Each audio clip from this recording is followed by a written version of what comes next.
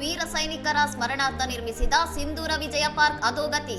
ಅಧಿಕಾರಿಗಳ ನಿರ್ಲಕ್ಷ್ಯಕ್ಕೆ ಸಾರ್ವಜನಿಕರ ಆಕ್ರೋಶ.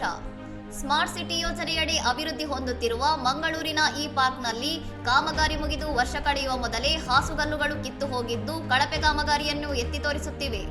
4 ತಿಂಗಳ ಹಿಂದೆ ಹೈಮಾಸ್ ದೀಪದ ಕಂಬಗಳನ್ನು ಅಳವಡಿಸಿದ್ದರೂ ದೀಪಗಳು ಬೆಳಗುತ್ತಿಲ್ಲ. ಈ ಕತ್ತಲೆಯ ಲಾಭ ಪಡೆಯುತ್ತಿರುವ ಕಿಡಿಗೇಡಿಗಳು ಉದ್ಯಾನವನವನ್ನು ಕುಡುಕರ ತಾಣವನ್ನಾಗಿ ಮಾರ್ಪಡಿಸಿದ್ದಾರೆ. ಪಾರ್ಕ್ನ ಗೇಟಿನ ಎದುರೇ ಮದ್ಯದ ಬಾಟಲಿಗಳು ಹಾಗೂ ಕಸದ ರಾಶಿಗಳು ಬಿದ್ದಿದ್ದು ಸೈನಿಕರ ಗೌರವಾರ್ಥ ನಿರ್ಮಿಸಿದ ಪವಿತ್ರ ತಾಣವು ಗಲೀಜಿನ ಅಡ್ಡೆಯಾಗಿದೆ. ಸಾವಿರಾರು ಪ್ರಯಾಣಿಕರು ನೆರೆಯುವ ಪ್ರಮುಖ ಜಂಕ್ಷನ್ ಆಗಿರುವ ಕೊಟ್ಟಾರ ಚೌಕಿಯಲ್ಲಿ ಸರಿಯಾದ ಬಸ್ ತಂಗುದಾಣವಾಗಲಿ ಅಥವಾ ಸಾರ್ವಜನಿಕ ಶೌಚಾಲಯದ ವ್ಯವಸ್ಥೆಯಾಗಲಿ ಇಲ್ಲದಿರುವುದು ಶೋಚನೀಯವಾಗಿದೆ. ತೆರಿಗೆ ವಸೂಲಿ ಮಾಡುವ ಅಧಿಕಾರಿಗಳು ಕನಿಷ್ಠ ಮೂಲಸೌಕರ್ಯ ಒದಗಿಸುವಲ್ಲಿ ವಿಫಲರಾಗಿದ್ದು ಜಿಲ್ಲಾಡಳಿತವು ತಕ್ಷಣ ಎಚ್ಚೆತ್ತುಕೊಂಡು ಬೆಳಕು ಮತ್ತು ಸ್ವಚ್ಛತೆಯ ವ್ಯವಸ್ಥೆ ಕಲ್ಪಿಸಬೇಕೆಂದು ಸಾರ್ವಜನಿಕರು ಒತ್ತಾಯಿಸಿದ್ದಾರೆ. ಇನ್ನಷ್ಟು ಸುದ್ದಿಗಳಿಗಾಗಿ ನೋಡ್ತಾ ಇರಿ ಸೌರಂ ಟಿವಿ.